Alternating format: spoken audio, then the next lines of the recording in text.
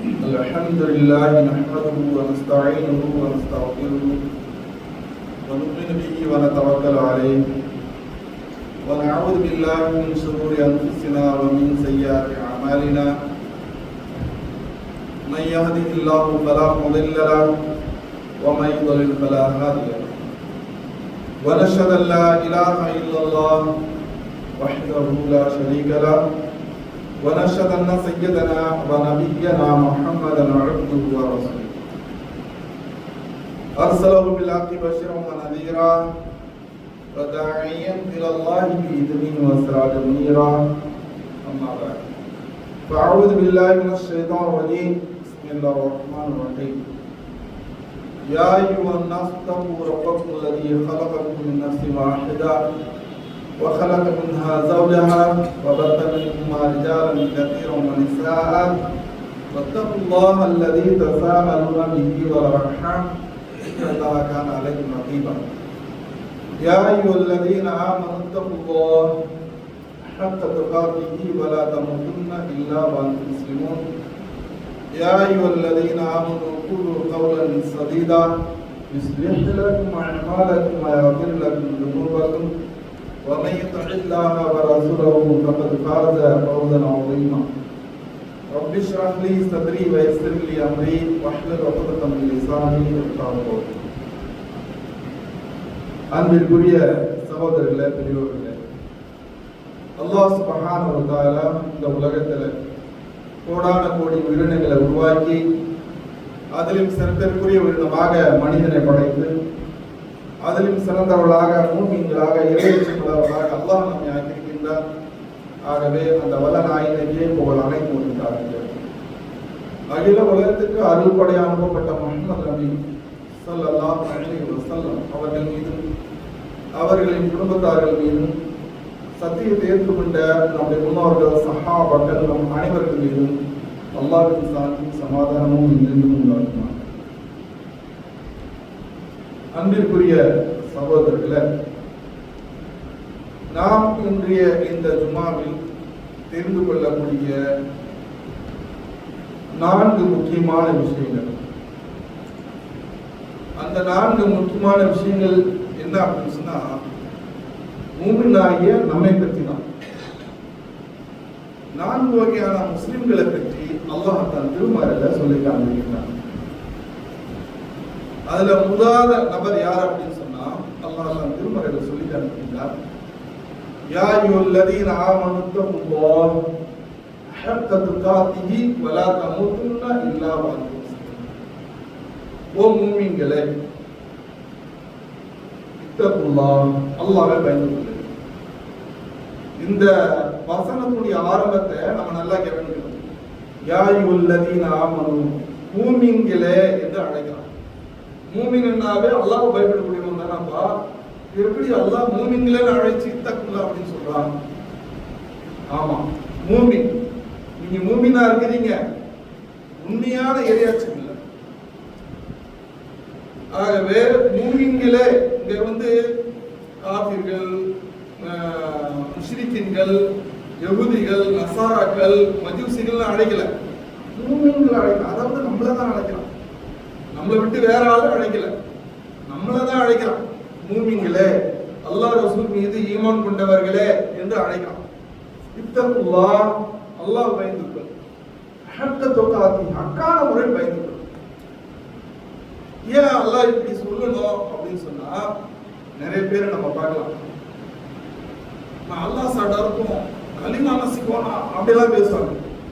அல்லாஹ் பயப்படுறேன், எனக்கு 150 களிமா வரணும் அப்படின்னு என்ன பண்ணாங்க, வார்த்தைக்கு வார்த்தை அல்லாஹ் ரசூலுன்னு பேசுவாங்க. இறையச்சக்கூடிய வழி அப்படியே அவங்களுடைய நாவல இருந்து அப்படியே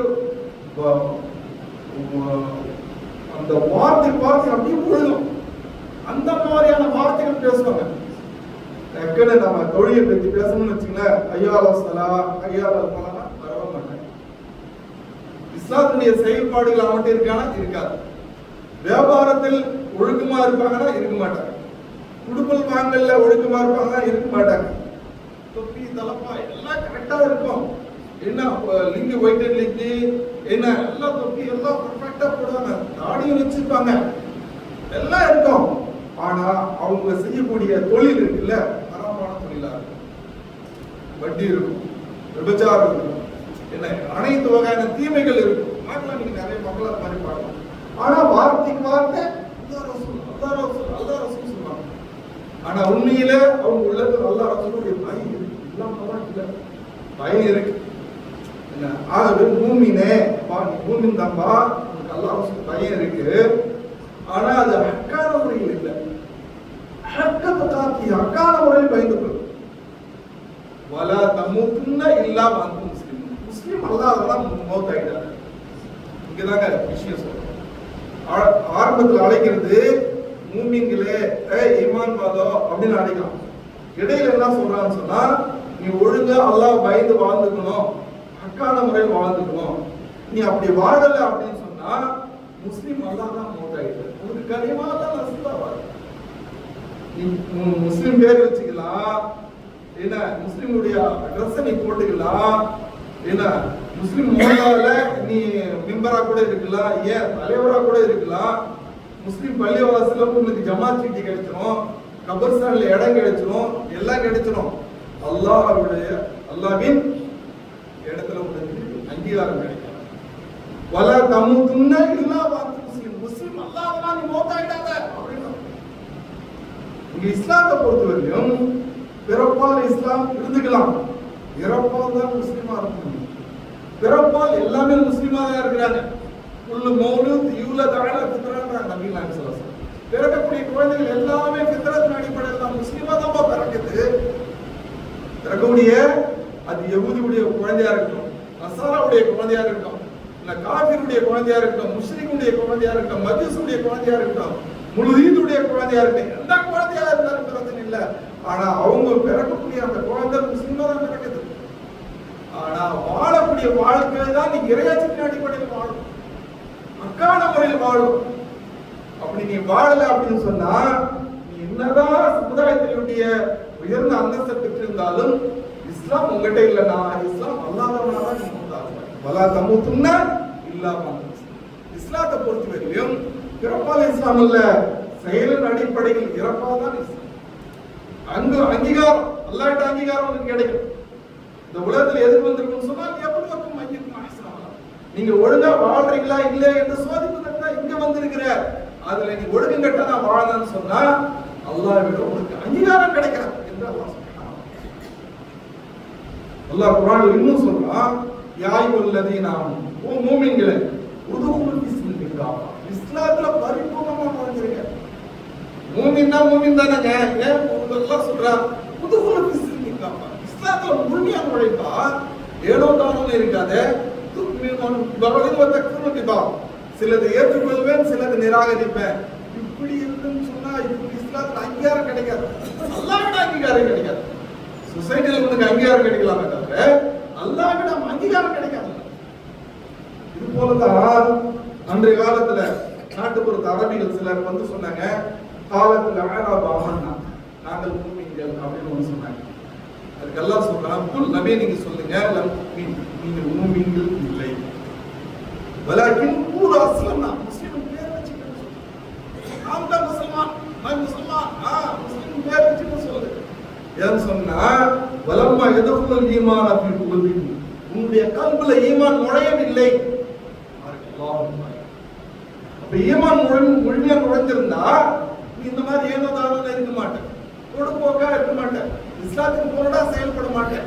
ஆக உன்னுடைய செயல்பாடு சரியில்லை, பேருக்கு தான் முஸ்லிமா இருக்கிறே தவிர உண்மையான முஸ்லிம் இல்ல.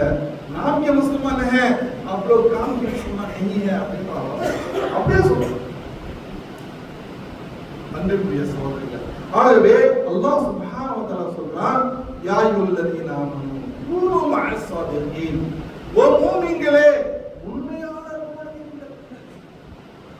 மூமின்னா நம்ம போய் பேசுவானா, மூமின் இறையாட்சி இருக்கவனுக்கு, ஆனா செயல்பாடு இல்ல. கூனூ மஅஸ் ஸாதிகீன், உண்மையாளர்களாக.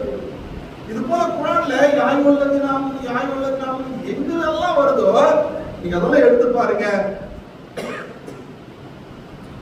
நமக்குரிய நசியத்தா நம்மிடம் இருக்கக்கூடிய குறைபாடுகள் எல்லாம் எடுத்து சொல்லிருக்காங்க. நம்ம குர்ஆன் படிச்சாதானே படிக்கிறது விடுதலை இல்லையா?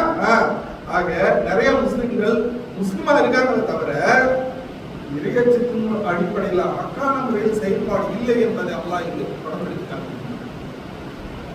இரண்டாவது மூமின். இன்னும் சில முஸ்லிம்களை பார்க்கலாம். அவங்க யார் அப்படின்னு சொன்னா தொழுவாங்க, சில நேரம் தொழ மாட்டாங்க. சில முஸ்லிம்களை நீங்க பார்க்கலாம், ஃபஜர் தொழ மாட்டாங்க, மற்ற 4 வக்த் தொழ மாட்டாங்க. இன்னும் சில முஸ்லிம்களை பார்க்கலாம், நீங்க முதன்மை மட்டும் தொழுவாங்க, மற்ற தொழுகையெல்லாம் தொழவே மாட்டாங்க. இன்னும் சில முஸ்லிம்களை பார்க்கலாம், சும்மா மட்டும் தொழுவாங்க, மற்ற தொழுகையெல்லாம் தொழ மாட்டாங்க. இப்படி ஏதாச்சும் ஒரு குறிப்பிட்ட ஒத்தை எடுத்து வச்சுப்பாங்க. இன்னும் சில முஸ்லிம்களை பார்க்கலாம், ரம்ஜான்ல மட்டும் தொழுவாங்க, அதுக்கப்புறம் அவங்களுக்கு இஸ்லாத்துக்கு சம்மந்தம் இல்லாம இருப்பாங்க. இந்த மாதிரி டெம்பரரியாக கொஞ்ச நேரத்துக்கு அல்லது கொஞ்ச காலத்துக்கு அல்லது கொஞ்சம் சில நாட்களுக்காக அவங்களுடைய ஈயமான இறையாச்சம் அப்படியே வலியும், அதுக்கப்புறம் இருக்காது. இது அல்லாஹ் குர்ஆன்ல எப்படி சொல்றான் பாருங்க. இன்னல் லதீன ஆமனு சும்ம கஃபரு சும்ம ஆமனு சும்ம கஃபரு சும்ம இஸ்தார். சில பேர் ஈமானோட இருக்காங்க, முஸ்லிம் முஃமின் எல்லாம் பக்காவா, இந்த ரம்ஜான்ல எல்லாம் பார்த்தீங்கன்னா முதல் சப்ல இடம் கிடைக்காது, அந்த மாதிரி இருப்பாங்க. ரம்ஜான் முடிஞ்சனா அவ்வளவு அல்லாஹ்க்கு வாங்கி அப்புறம் மாலனை அப்படின்னு போயிடுவாங்க, அவ்வளவுதான். அப்ப இந்த மாதிரி டெம்பரரியான ஈமான், சும்மா ஆமனு சும்மா கஃபரு, பிறகு ஈமான் வரும், பிறகு நிராகரிச்சுவாரு, பிறகு ஈமான் வரும், பிறகு நிராகரிச்சுவாங்க. இப்படியே இவர்கள் இருப்பார்கள் என்று சொன்னால், சிலதை ஏற்றுக்கொண்டு சிலதை நிராகரித்து கொண்டு இப்படி இவர்கள் இருப்பார்கள் என்று சொன்னால் அந்த குஃப்ரியத்துல நிராகரிப்பு தன்மையிலே அல்லாஹ் அவர்களை விட்டு விடுகிறார். அப்படியே போயிட்டு அவ்வளவுதான். இப்படி இவன் செஞ்சுக்கிட்டே இருப்பான் அப்படின்னு சொன்னா அல்லாஹ் என்ன தெரியுமா சொல்றான்? இதோட முடிஞ்சிருந்தா பிரச்சனை இல்லை, இதுக்கு மேல சொல்ற பாரு, அதான் லன் யக்ஃபிருல்லாஹு அல்லாஹ் அவர்களை மன்னிக்க மாட்டான். வலாலி யஹ்திஹும் அல்லாஹ் அவனுக்கு ஹிதாயத்தை கொடுக்க மாட்டான். சூரா நிசா என்ற அந்த அத்தியாயத்தில் அல்லாஹ் என்ன தெளிவா சொல்லிட்டாங்க. அப்படி நீ மூமின் தான்ப்பா, மூமினா இருக்கிற நிராகரிக்கிற, மூமினா இருக்கிற நிராகரிக்கிற, செயல்படுற விட்டுற, செயல்படுற அலட்சியமா இருக்கிற, இப்படி இருக்குன்னு சொன்னா அல்லாஹ் உன்னை மன்னிக்கவே மாட்டான்டா. நான் சொல்லலைங்க, என் கருத்து இல்லை, அல்லாஹ்வுடைய கருத்து. லன் யக்ஃபிருல்லாஹு அல்லாஹ் உன்னை மன்னிக்க மாட்டான். அதாவது யஹ்திஹும் அல்லாஹ் உனக்கு ஹிதாயத்தை கொடுக்க மாட்டான். இவர்களை அபஷில் முனாஃபிகீன், இவர்கள் முனாஃபிகீன்கள், இவர்களுக்கு நரகத்துக்கு சுபச்செய்தி சொல்லுங்கள் என்று அல்லாஹ் குர்ஆன்ல அடுத்த வசனத்தில் சொல்லிட்டாங்க. ஆக அன்பிற்குரிய சகோதரர்களே, இது போல தன்மை உடையவர்கள் முஸ்லிம்கள் எத்தனை பேர் இருக்கின்றனர்? சிலது செயல்படுவே சிலதை விடுவே அப்படின்னு சொன்னா உனக்கு இஸ்லாத்துக்கு என்ன சம்பந்தம் இருக்கு? சாதாரணமா உங்க கடையில ஒருத்தர் வேலை செய்யறாரு, ஒரு உதாரணத்துக்கு உங்க கடையில ஒருத்தர் வேலை செய்யறாரு, அவர் ஒரு நாள் வராரு, 4-5 நாள் வர்றதில்லை, ஒரு நாள் வராரு, 4-5 நாள் வர்றதில்லை. உங்க சொல்ற பேச்சு அவர் கேட்கறது இல்லை. நீங்க என்ன செய்வீங்க? கழுத்தை பிடிச்சி வெளியே தள்ளி விடுங்க. யாரா கலிந்தர் புதிய ரத்தம் யாரா அசினா காலிக்கார யாரா அப்படின்னு இருக்கீங்க. நம்மளாம் பார்த்து சொல்லுவோம், காய்க்கு பாவம் சரி காதல தேவை வரவ போ தாரிஃப் करला करावा அப்படின்னு சொல்றீங்க. मेरा तारीफ करना क्या फायदा? मैं जो बोलता हूं वो करता नहीं ना. நான் என்ன சொல்றேன் அதை செய்ய மாட்டேங்கிறா, என்னைய போறது என்ன பிரயோஜனம்? நான் சொல்ற வேலையிலே செய்யணும். அல்லாஹ் அப்படியே சொல்லி காண்பிக்கின்றான், वमा कदरुल्लाह हक़ कदरी, इंसान मुझे जैसा कदर करना है वैसा कदर नहीं करता. மனிதன் எனக்கு எப்படி கண்ணியத்தை கொடுக்கணுமோ, எனக்கு எப்படி மரியாதை கொடுக்கணுமோ, அது போல இவன் எனக்கு மரியாதை கொடுக்கிறது. உன் கடையில ஒருத்தன் வந்து நின்றுட்டு ஒரு நாள் வர சில நாள் வர்றதில்ல அப்படின்னு சொன்னா நீயே கழுத்து பிடிச்சி வெளியே தருவா அப்படின்னு சொன்னா அல்லாஹ் மட்டும் என்ன சும்மா உங்களுக்கு சொர்க்கம் என்ன சும்மா கிடைச்சிருமா? எந்த ஒன்றும் உழைப்பில்லாம எதுவும் கிடைக்காது. எது ஒன்றும் உழைப்பில்லாம எதுவும் கிடைக்காது. நீங்க உங்க பிள்ளைய நீங்க அதிகமா நேசி 4-5 பிள்ளைங்க சொன்னா ஒரு பிள்ளைய அதிகமா நேசிப்பீங்க. ஏன் நேசிக்கிறீங்க? जो बोलता मेरा बेटा वैसा करता हुआ दूसरा बच्चा मेरा बहुत सुंदर नरिंदर அப்படின்னு சொல்லுவீங்க. ஒரு பிள்ளை மீது மட்டும் நல்ல மொஹப்பத் இருக்கு, ஏன் நீங்க சொல்ற மாதிரி செய்வீங்க. அது மட்டும் இல்ல, உங்க வேலைக்காரங்க கிட்ட 4-5 பேர் இருக்காங்கன்னு ஒருத்தருக்கு மட்டும் பொறுப்பா அதிகமா கொடுப்பீங்க, ஏன் நீங்க சொல்ற வேலையை அப்படியே செய்வோம். அப்படி நீங்க சொல்ற வேலையே அதிகமாக பேணுதலோடு செய்யக்கூடியவர்களுக்கு நீங்க முக்கியத்துவம் கொடுக்குறீங்க. அது வேலைக்காரனாக இருந்தாலும் சரி, பெற்றெடுத்த பிள்ளையாக இருந்தாலும் சரி, அல்லாஹ் அந்த மாதிரி தான் நம்ம கிட்ட இருப்பான். அல்லாஹ்வுடைய கட்டளை அப்படியே பேணி நடக்கும் போது அல்லாஹ் நம்மோட நெருக்கமா இருக்கும். நம்முடைய கோரிக்கைகளை அங்கீகரிப்பான். நிறைவேற்றணும் சொன்னா அவ்வளவுதான் முடிஞ்சு. இதுக்கு ஒரு வரலாறு அல்லாஹ் சொல்லி காட்டுறான். முஸ்லிம்கள் உள்ள இருக்கக்கூடிய முஸ்லிம்களுடைய குறைபாடுகள் அல்லாஹ் சொல்லி காட்டுறான். இது போல பனி இஸ்ரேல்ல ஒரு மிகப்பெரிய ஆலிம் இருந்தான். மிகப்பெரிய விஷயம் நான் சொல்லதான் அல்லாஹ் சொல்றான். வதுலுன அல்லதி ஆதைனா வாயாத்தினா. நபியே ஒரு அடியானை பற்றி சொல்லுங்க. அந்த அடியான் அந்த பந்தா எப்படிப்பட்டவன் சொன்னா, ஆதைனா ஆயத்தினா, என்னுடைய ஆயத்துக்களை என்னுடைய கல்வி நாணயங்களை அவன் கொடுத்தார்.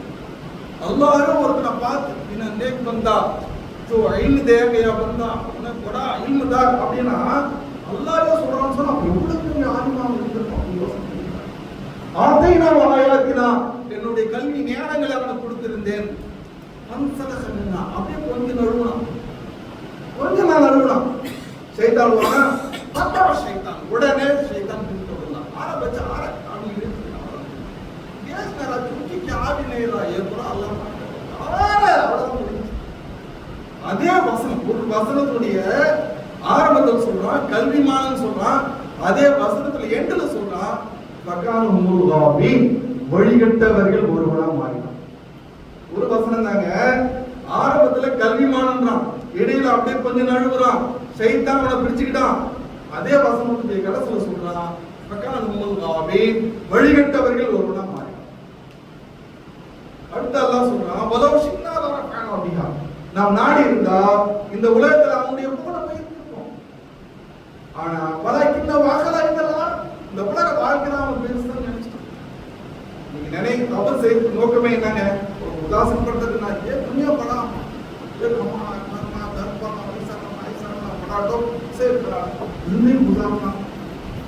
அப்படியெல்லாம் யாருமே செய்ய முடியாது. அல்லாஹ் ஒவ்வொருக்கும் ஒரு கந்தரை வச்சிருக்கான், ஒரு அளவு வச்சிருக்கான். அதுதான் அவர்கள் அடைய முடியும். அவனை மாதிரி நீ வாழ முடியாது, முன்னே மாதிரி அவன் வாழ முடியாது. தப்பான வழியில போறதுக்கு முயற்சி செய்யாதீங்க. ஆக அல்லாஹ் சுப்ஹானஹு வ தஆலா சொல்றான், அந்த மனுஷனுடைய நிலைமை என்னன்னு சொன்னா, இந்த உலக வாழ்க்கை பெருசுன்னு நினைச்சான்.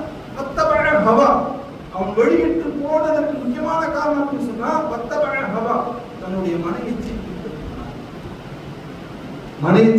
பின்பற்றினான். இன்னொரு இடத்துல இந்த மனைவியை பற்றி அல்லாஹ் சொல்லி காண்பிக்கின்றான். நபியே, தன்னுடைய மனைவியை கடவுளாக ஆக்கி கொண்டானே அவனை நீ பார்த்ததுண்டான். என்ன சொல்றீங்க? ஒரு சிலையை வழிபடக்கூடாது சிரிக்குன்னு சொல்லிட்டீங்க, தர்கா வழிபடக்கூடாது சிரிக்குன்னு சொல்லிட்டீங்க, செடி கொடி மரம் மட்டைகளை வணங்கக்கூடாது, எல்லாம் சிரிக்கு. ஓகே, ஏன் கல்வே நான் எப்படி கடவுளா ஆக்கிட்டேன்? ஏன் கல்வே போய் எப்படி அல்லாஹ்க்கு ஷிர்க் ஆக்கிடுவேன்? நீங்க கேட்கலாம், நியாயமான கேள்விதான். அல்லாஹ் சொல்றான் 5 வேளை தொழுக. மனசு சொல்லுது கைக்கரா பார்த்துட்டு நமாஸ் படுத்து டைம் வேஸ்ட் கரெக்டா அப்படின்னு மனசு சொல்லுது. அல்லாஹ் சொல்றான் நோம்பு வைடான்னு. நோம்பு வச்சதுக்கு காலம்புறம் நாள் முழுக்க பசியோட இருக்கணுமா மனசு சொல்லுது. அல்லாஹ் சொல்றான் ஜகாத் கொடுங்க. இதாக்கமா கூட்டா இதெல்லாம் சொல்லி மனசு சொல்லுது. அல்லாஹ் சொல்றான் ஹஜ் பண்ணுடா. நான் 4-5 லட்சம் ரூபாய் செலவு பண்ணி அவ்வளவு போய் கஷ்டப்படணுமா மனசு சொல்லுது. பொய் சொல்லாதா போனி உதாரணம் வைக்கா பொய் சொல்லாம போல போடுமா அவனு சொல்லுது. தப்பு செய்யறா என்ஜாய் பண்ணல அவனு சொல்லுது. அல்லாஹ் சொல்றான், அவன் மனசு ஒண்ணு சொல்லுது. இப்ப நீங்க நல்லா கவனிங்க, அல்லாஹ் என்ன சொல்றானோ அதை நீங்க ஏற்று நடந்தீங்கன்னு சொன்னா அல்லாஹ்வுக்கு கட்டுப்பட்டீர்கள், அல்லாஹ்வுக்கு வழிபட்டீர்கள் அர்த்தம்.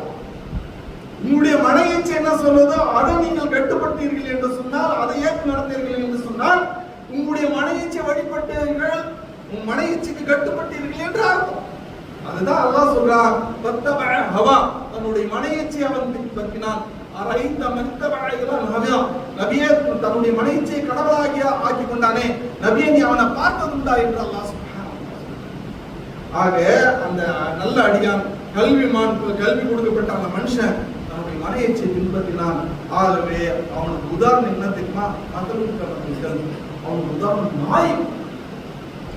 மதலும் கமதல்கள் நாயை போன்றது. ஏன் தஹ்மீல் அலைஹில் பத்தத்துக்கு நபி அந்த நாயை விரட்டினாலும் சரி விரட்டாவிட்டாலும் சரி நீங்க ஏதாச்சும் போடுவீங்க எடுத்து கொண்டு ஏன் அல்லாஹ் நாயை பத்தி சொல்லணும்? நீங்க பாத்தீங்கன்னு சொன்னா தெருவுல வருஷம் முழுக்க ஒரு 4-5 நாய் தான் இருக்கும். ஆனா வருஷத்துக்கு 8 குட்டி போடுது. வருஷத்துக்கு 8 குட்டி போடுது. பறக்கத்து இல்லை, அதுல பறக்கத்து இல்லை. ஆனா அந்த நாய் ஏன் இந்த பறக்கத்து இல்லாம போச்சு அப்படின்னு சொன்னா, நாய் குட்டி போடும், அதுக்கு பால் கொடுக்கும். பெருசாயிடுச்சுன்னு சொன்னா தன்னுடைய குட்டிக்கே தன்னுடைய உணவை கொடுக்காது. அது சாப்பிட்டுட்டே இருக்கும். இன்னொரு நாய் கிட்ட வரும், கிட்ட வந்தோடனே அப்படின்னு தொடரும். அந்த தெருவில் இருக்கக்கூடிய நாய் இன்னொரு தெருவு போச்சுன்னா அது சேர்க்காது, அது வந்தா இங்க சேர்க்காது. ஆக நாயுடைய தன்மை, இந்த உலக வாழ்க்கை எனக்கு தான் வேணும், எனக்கு தான் வேணும், எனக்கு மட்டுமே வேணும்.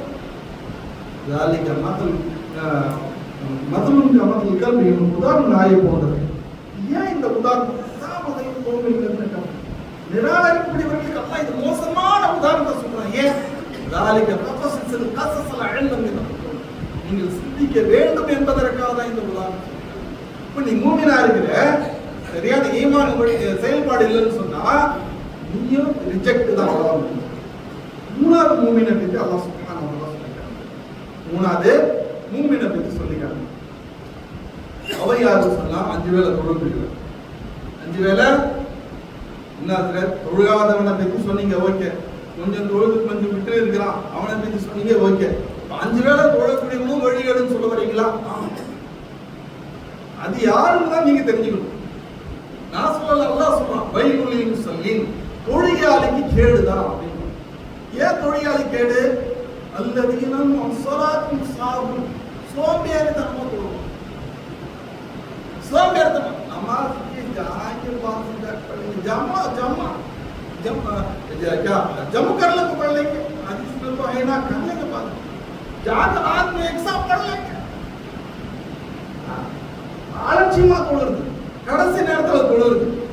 ஆரம்ப நேரத்திலும் கடைசி நேரத்திலும் ஜிப்ரீல் அலைஹிஸ்ஸலாம் ரசூலுல்லாஹ் கொடுத்தாங்க, கான்ஃபிடன்ஸ் கொடுத்தாங்க.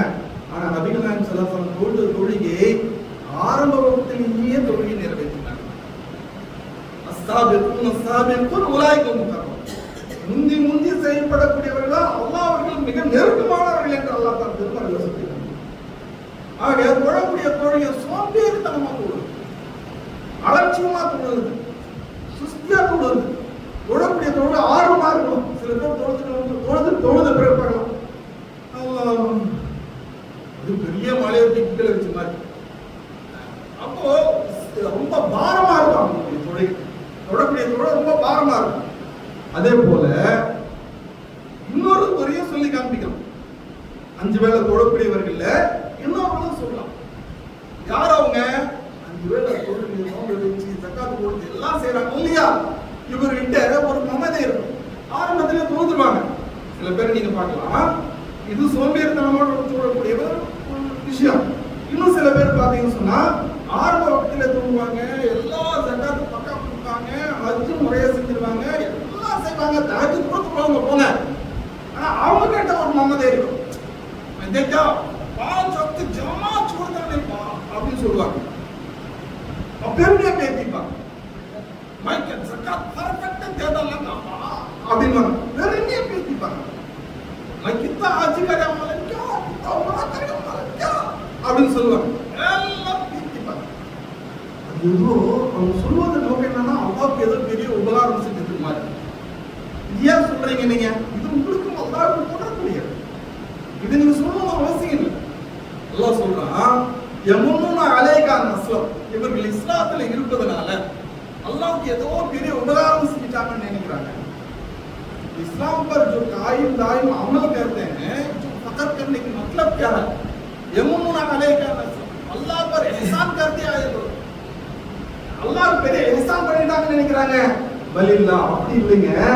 யமுன்னா அலைக்கும் மன் ஹதாக், அல்லாஹ் உங்களுக்கு ஹிதாயத் கொடுத்தார். அல்லாஹ் உங்களுக்கு ஹிதாயத் दिया, அல்லாஹ் உங்களுக்கு ஹிதாயத் கொடுத்திருக்கான். அதுக்கு சுக்ரியா செய்யுங்க, அதுக்கு நன்றி செலுத்துங்க. எத்தனையோ பேர் அறிவுஜீவிகள் பாருங்க, கல்லுக்கு மண்ணுக்கு தோற்றம் போட்டு கேவலமான வாழ்க்கை, மாட்டுடைய சிறுநீரை பிடிச்சிட்டு வாழ்ந்துருக்காங்க. அவங்கள பத்தி நான் குறை சொல்லுங்க அவசியம் இல்லை. ஆனா அதுல இருந்து அல்லாஹ் நம்மள தேர்ந்தெடுத்து அல்லாஹ் நமக்கு ஹிதாயத் கொடுத்துருக்காங்க. ஒரு முஸ்லீமா வாழ்ந்துருக்கோம் இல்லையா? இந்த அண்ட சராசரங்கள் அனைத்து படைத்து பராமரிப்பை நிறுவனக்கூடிய அந்த ஆற்றல் மிக்க அல்லாஹ்வுக்கு முன்னால சாஷ்டாங்க செய்யக்கூடிய சதா செய்யக்கூடிய அந்த வாய்ப்பு ஹிதாயத் அல்லாஹ் நமக்கு கொடுத்திருக்கான். அதான் அல்லாஹ் சொல்றான், வலில்லாஹு யமுன்னு அலைக்கும் அன் ஹதாக்கும். அல்லாஹ் உங்களுக்கு ஹிதாயத் கொடுத்திருக்கிறான். ஆகவே நீங்க அல்லாஹ்வுக்கு சுக்ரியா செய்யுங்க. நீங்க சொல்றத மத்தவங்களுக்கு சொல்லி காண வேண்டிய அவசியம் இல்லை. அப்படி செய்திகள் சொன்னா நான் குறித்து சதகாத்துக்கும் பில் மன்னி வல்லா சொல்லி காண்பிக்கக்கூடிய அமல்களை வீணாக்கிறாதீங்கன்னு அல்லாஹ் சொல்றான். ஆக அன்பிற்குரிய சகோதரர்களே, மூமினாக இருந்தாலும் பர்ஃபெக்டா இருந்தாலும் ஒன்றும் சோம்பேறித்தனமா இருக்கக்கூடாது. செய்த நல்லறங்களை பிறருக்கு எடுத்து சொல்லி காண்பித்து அதன் மூலமா நம்மை நாம் மிகைப்படுத்திக் கொள்ளக்கூடாது என்பதை அல்லாஹ் சுப்ஹானஹு வ தஆலா சொல்லியிருக்காங்க.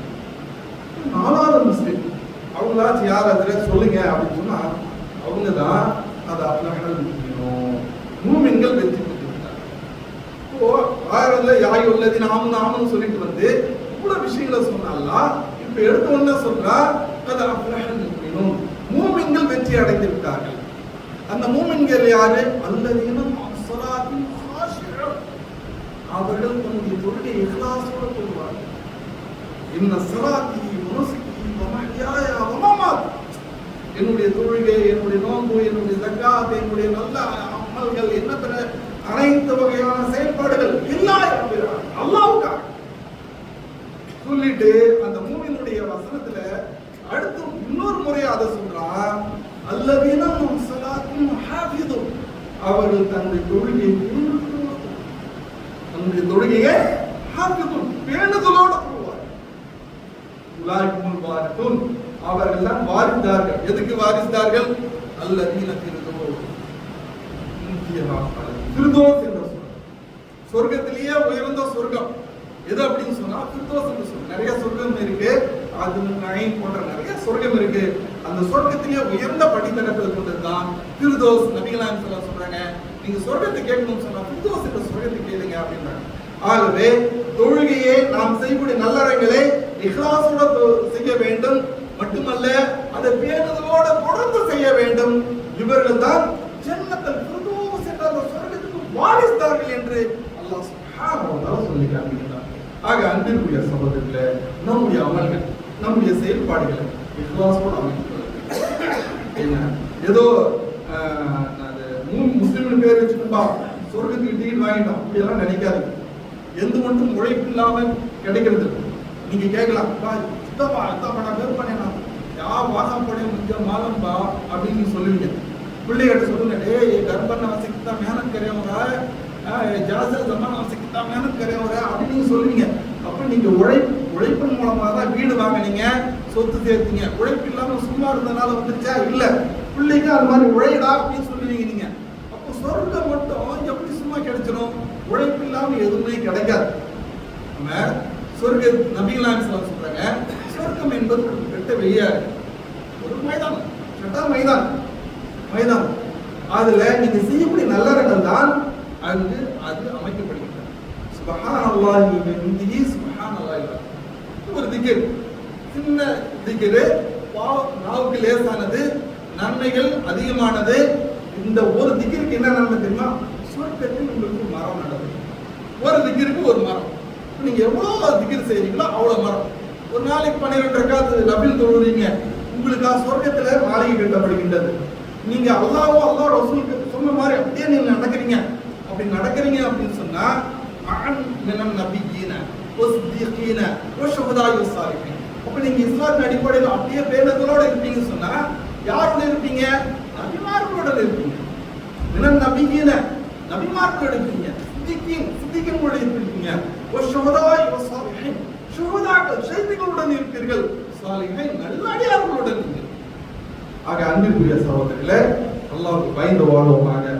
இந்த 4 மூமின்களிலிருந்து ஏற்கனவே சொல்லப்பட்ட மூமின் என்ன, அவன் மூமினா இருப்பான், செயல்பாடே இருக்காது, வானம் பற்றிய தண்டனை அல்லாஹ் குர்ஆன்ல சொல்றான். மூமினா இருப்பான், தற்காலிகமான அமல் இருக்கும், அவனுக்கும் அல்லாஹ்வுக்கு ஒரு சம்பந்தம் இல்லைன்னு அல்லாஹ் குர்ஆன்ல சொல்றான். மூமினா இருப்பான், செயல்பாடோட இருப்பான், ஆனா அவன்கிட்ட இக்லாஸ் இருக்காது. என்ன, அதையும் அல்லாஹ் கண்டிக்கின்றான். ஆனா இக்லாஸ் வேண்டுதலோடு இருக்கக்கூடியவர்கள் தான் அல்லாஹ் சுப்ஹானஹு வ தஆலா உயர்தரமான சொர்க்கத்தை தருவதாக சொல்லி காண்பித்தார். அத்தகைய மூமினாக ஆகுவதற்கு நாம் முயற்சி செய்வோமாக. வல்லல்லாஹு அனைவருக்கும் நல்லது.